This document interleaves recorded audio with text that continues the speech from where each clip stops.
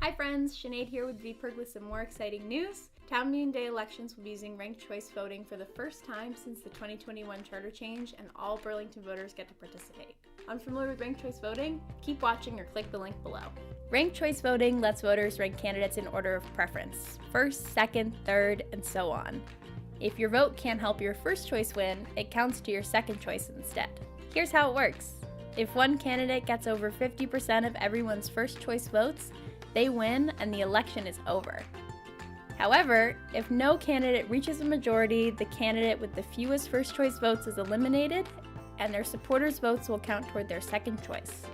This process continues until one candidate reaches over 50% of the vote. Ranked choice voting gives voters more voice, more choice, and makes for a stronger democracy. Learn more about ranked choice or try it out for yourself at betterballotvermont.org/BTV2023. Welcome to ongoing Town Meeting Day election coverage by Town Meeting Television. This is one of a series of forums we are bringing you in advance of Town Meeting Day on Tuesday, March 7th, 2023.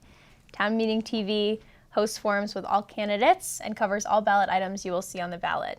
Town Meeting TV election forums introduce you to community decision makers and connect you with issues that shape your local community. If you are tuning in live, we welcome your questions at 802-862-3966.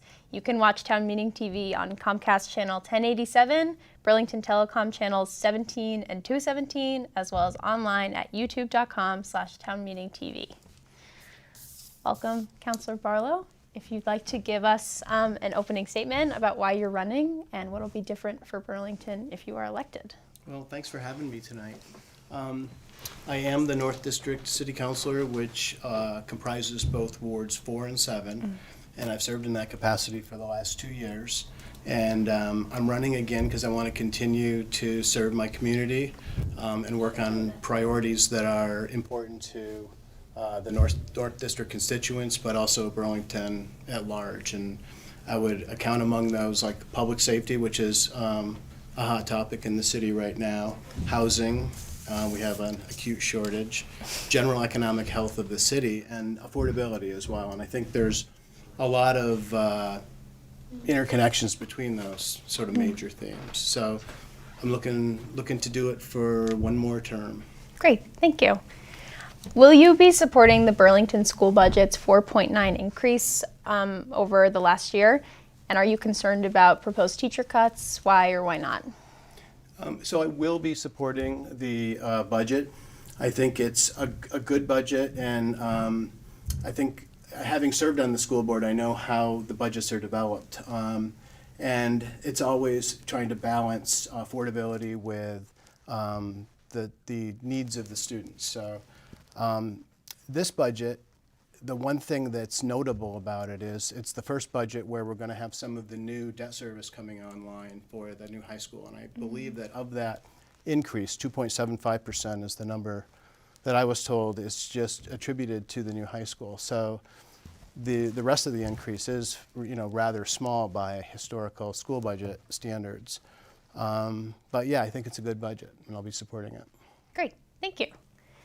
Burlington, as you know, has 6 items before voters on the ballot: Proposition 0, instant runoff voting, all resident voting, redistricting, citizen police oversight body, and a polling place change. Of these, how will you vote and what do you feel most strongly about? And there's also a carbon impact fee on there as well. So the school budget is the first question, and as I said, I'm supporting that. I'll be supporting the other questions up to, but not including, ranked choice voting, the Community Control Board, and Proposition 0. Where ranked choice voting is concerned, I don't support ranked choice voting. I think it's complicated. I've heard that from a lot of my constituents. I didn't support it when it was in its earlier incarnation as IRV. But even if I did support it, I wouldn't support putting the other elected officials, the school board and the mayor, on the ballot at this time, because when the council before I was on it passed ranked choice voting for the city councilors, the understanding was we would have a trial period. We haven't done that yet. We essentially The East District race, special election, was the first time we had used it. This is the second time. So I think we would need to see it play out again a little bit more. Also have questions about the method of RCV that's being used. There's a gentleman in my district, Robert Bristow Johnson, who's been very vocal about this, and he thinks that there's different ways to count RCV, and the way that's being used currently in Burlington is not the best way. And I know they're having discussions about that at the state. With regard to community control of police, everybody involved in government, most of the citizenry understands that we need to change the way we do police disciplinary oversight, but this model is not the right model for Burlington. And amongst it, it's got a number of problematic aspects to it, and around accountability, around creating a new city department whose cost is not understood.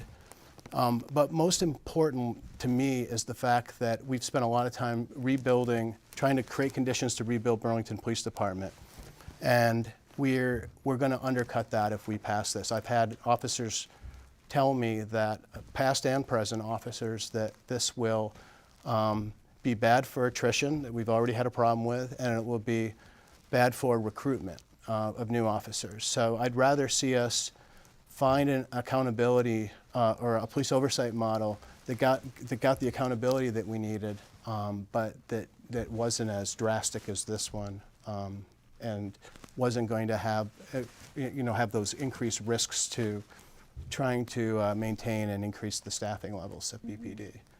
And lastly, with regard to Proposition 0, the one aspect of it that I find problematic, and the reason I'm not supporting it, is because ordinance creation is a complex affair. It requires a lot of public engagement. It requires input from stakeholders. We have city departments who have experts on various things that we create ordinance about. And there's a commission, the Planning Commission in the case of zoning ordinances, and the City Council.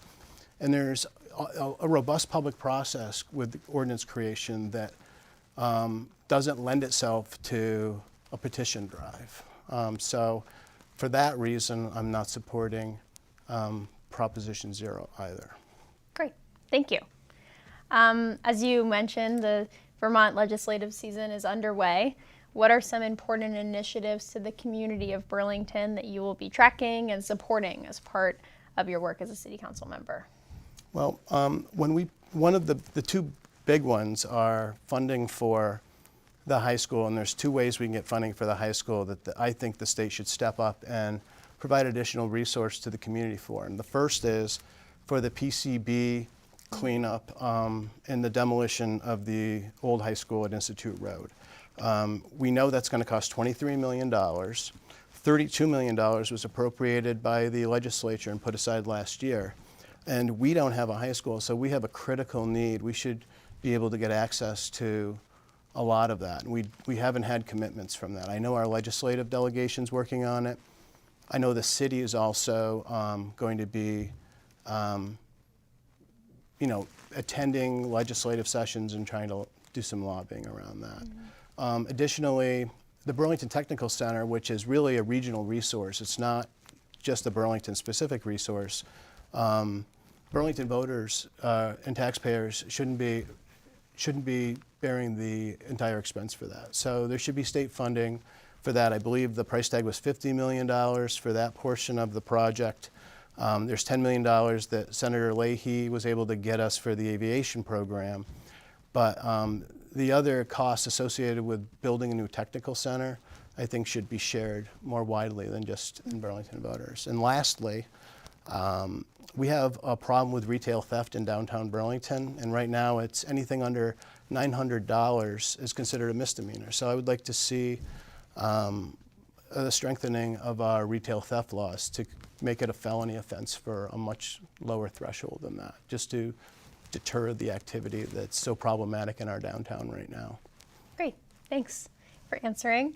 Regarding housing, do you believe that Burlington has a housing crisis? What do you see as the nature of housing in Burlington and how to meet the need for safe and affordable housing for residents, students, and visitors? Well, we definitely have a housing crisis, as evidenced by the vacancy rate, which I think is still below 1%, and rents are extremely high in Burlington, as they are regionally, but they're particularly high in Burlington. And there are no silver bullets for this, but it is by and large a supply problem, so we need to increase the supply. And I think that some of the big projects, City Place is one that luckily has got some momentum and is underway again. That's going to add almost 500 units, I think 470 units, and over 20% of those will be affordable units. Cambrian Rise out in my end of town is still building. I think they have the steel up for at least 2 new structures there. So that's going to add units. And additionally, there's this new project in the South End, in the Innovation District that we are starting to consider changing zoning about, that is going to also add housing. So I think all of these are really important in the mix. There's also the Trinity Campus project. So there's a lot of housing projects that are sort of either underway or in the planning stages. But in addition to that, we need to find ways to create additional density in our existing neighborhoods. So like in my end of town, it's all a lot of it's single family homes. We could change, hopefully we'll be able to change through zoning the ability to have more duplexes and triplexes. We also maybe need to make it easier to build accessory dwelling units as well. So there's all of these things, in their entirety will be helpful in relieving the housing crisis, but we definitely have a housing crisis. Yeah, thank you for your answer. Your city council race, as you mentioned, is one of the first council elections to be using ranked choice voting. Ranked choice voting gives voters the chance to rank candidates in order of preference. Please tell us whether or how this has affected how you're campaigning and communicating with voters. Well, I'm the only one on the ballot, so it hasn't. And had I had a contested race, it wouldn't really change the way I would be doing voter outreach, I don't think. I think it's an interesting question, but no. Awesome. Thank you for answering.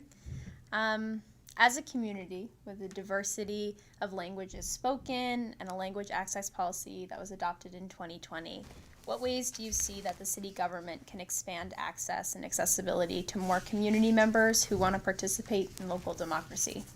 It was an interesting question too, and when it was posed to me prior to this forum, I didn't really have a lot of information about it. I knew we had passed a language access policy, so I actually inquired about it and was happy to find out that that there are some things underway. It is really important that in order to allow participation in our democracy, that everybody is able to access it, and obviously communication's a central part of that. So when I was on the school board, we had multilingual liaisons, and we had a different model on how we did it. In the city, we have Jillian Nanton at CEDO who's heading up the effort. And when I spoke with her, she said that they are just completing some training that they're going to start to roll out on best practices for language access to departments. And they're trying to identify representatives in each of the departments to sort of be the liaison back to CEDO to do that. And the other thing she said that was really exciting is there's a bi-monthly newsletter that's compiled from news from all the various city departments, and it's translated into 8 languages, and then it's distributed through the Trusted Community Partner Network. So that's all really good stuff, and I'm very supportive of that. I think it's really important, and I suggested to Jillian that we would have them to the full council so everybody could be apprised of that important work. Awesome. That's really interesting. I didn't know that about the circulated. Yeah, I didn't either. That's very cool. I did just want to remind folks that if you're tuning in live, you can call in with questions at 802-862-3966. This question, though, is regarding development and change.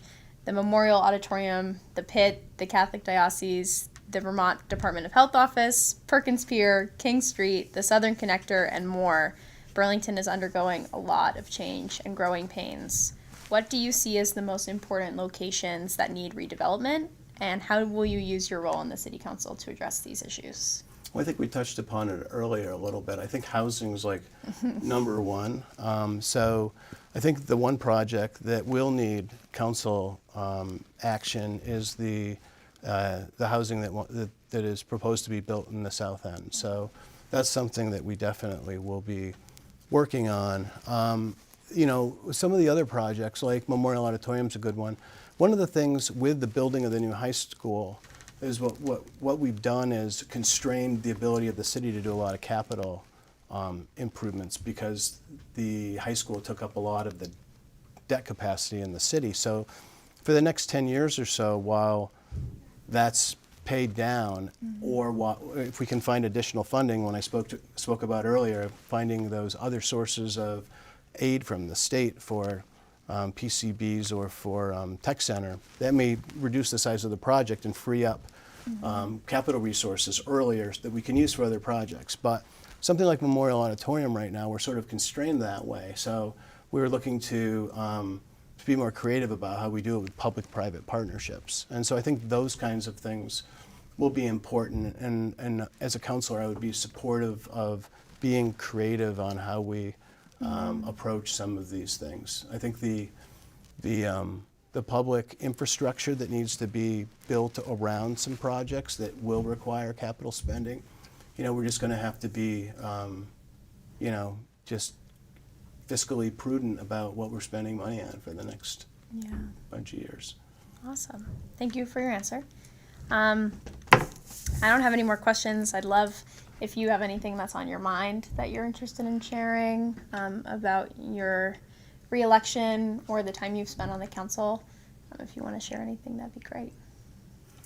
Well, one of the things, and it was in my set of questions, which I think was different than yours, but the one thing that is important to me right now, and it doesn't even involve my district, is the downtown is a real concern to me. I've lived in Burlington since 1974, and I've seen a lot of changes recently. I've had people come to me daily and say that they won't shop in Burlington, they won't dine in Burlington, and now I've had store owners, and I've spent time down on Church Street talking to some who are, they're at their sort of limit of what they can tolerate. We don't have a public safety presence a lot of the time downtown now because we don't have the resources in the police department. So, I have been sort of prioritizing that as a sort of a fundamental problem that needs to be solved. We need to be able to resource public safety, and that involves rebuilding the police department, but also standing up the crisis response team that we just got a over $600,000 grant for, and getting those resources into the downtown so that we can sort of fix what's ailing us. We have a lot of issues down there right now,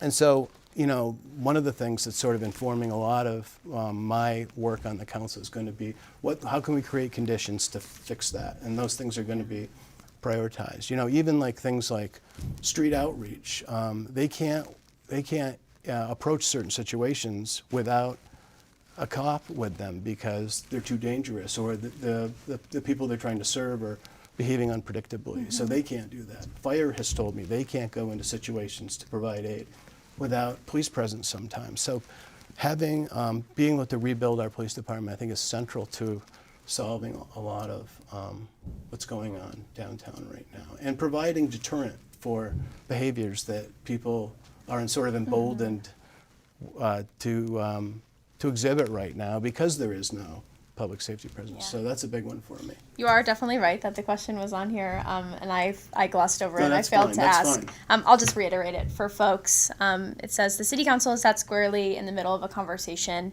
about crime, police accountability, and racial justice. What is next in your mind for this conversation, and do you see problems that exist, and how will they be addressed? But thank you for addressing that, Councilor Barlow. I appreciate you having a keen eye. But yeah, that's great. I appreciate your answer. Are there any closing comments you're interested to make?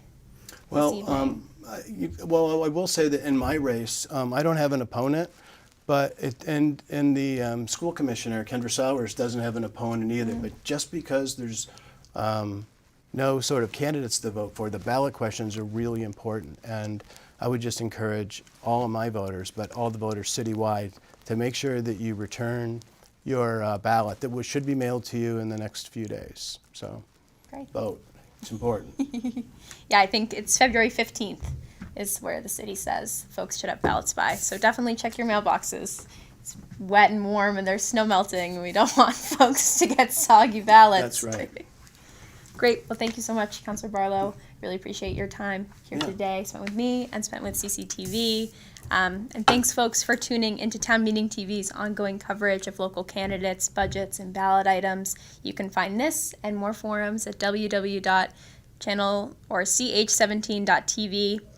As Councilor Barlow mentioned, please do not forget to vote on or before March 7th. Ballots are not mailed automatically. So please go check with your local clerk to request a ballot or make sure to get to the polls on March 7th. You can also double check your voter registration. Thank you for watching and sharing Town Meeting TV. If you are not already, please subscribe to our Town Meeting TV YouTube channel.